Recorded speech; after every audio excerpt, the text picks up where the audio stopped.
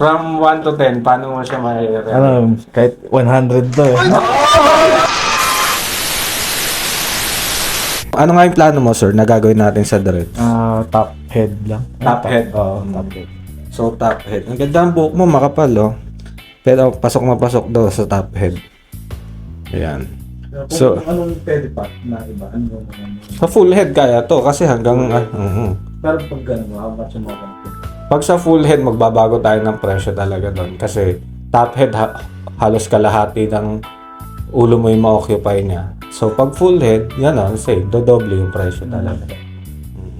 Kahit top head na. Top head lang. Oh. Sa bagay, first time mo, di ba? First time. So, para may ma-experience mo man lang. Sa trabaho, hindi naman, Hindi naman.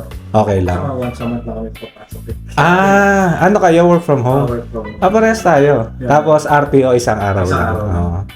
Tapos, ano Okay, yun? so simulan na natin yung dreadlock session. Kung makikita nyo na andito na si Jide at si Delpin kasi sinimulan ko tong dreadlocks na to na wala pa sila dahil walk-in yung client.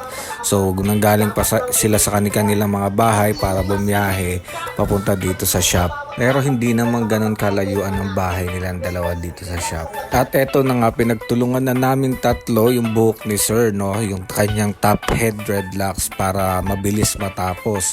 So dito sa part na to, mga ilang piraso na lang yung ginagawa namin at konti na lang matatapos na yung dreadlocks ni Sir. Isa rin yan sa mga technique namin kung bakit ang bilis namin gumawa ng dreadlocks. Alam na namin kung saan kami puposisyon sa ulo ng kliyente kaya nagagawa namin siya na mabilis. At eto na nga yung pinagmamalaki ng Dready Culture na kung tawagin namin ay Afro Perm. Ayan yung ano namin, locking solution kung saan may ang Dready Culture lang ang meron yan. Pag may nakita kayong iba na may ganyan, gaya-gaya yun.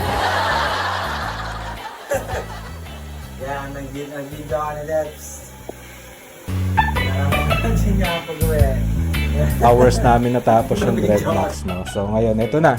Kanina may nagko-comment sa TikTok, sabi, hindi daw bagay sa client namin yung dreads. Ano ka ngayon kung nanonood ka sa ano namin? TikTok na. Paano nun?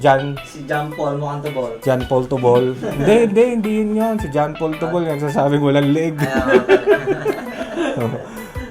Binabardagol kami ng ano eh, nung sa comment section sa TikTok. So ayan, natapos na namin. Standard size yung nilagay namin sa kanya. Nasa ilang pieces kaya yan, Delps? Hindi ko na alam eh. Pero standard lang to. So siguro nasa ano to, 40 plus. 40 plus yung ano, yung naikabit namin sa kanya. So ayun, mabilisan lang namin siya kinabit. Ikaw boss, anong feedback ngayon sa ano, dreads? Ano masasabi? Ano, goods maganda. Maganda talaga. Solid kaya. From 1 to 10, paano mo siya may-rate? Ano, kahit 100 to eh. Ano mataas sa akin yun, 100. Solid. Ayun. Uwi na. Salamat, na 100 na kami.